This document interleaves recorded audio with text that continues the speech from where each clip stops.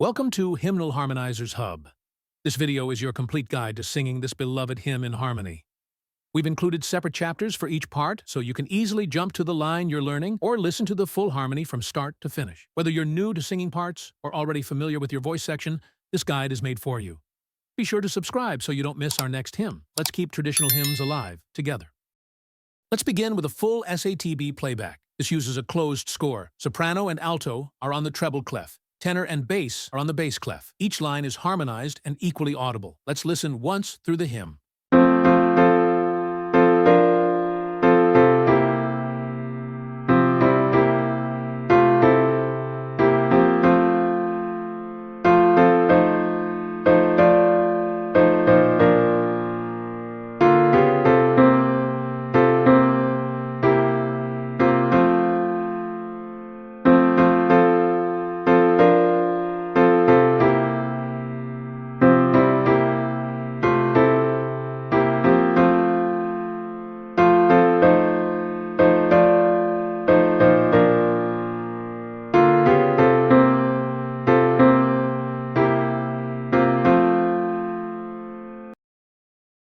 Let's highlight the soprano line. Watch the top line in the treble clef. That's your melody. Other voices are softened for context.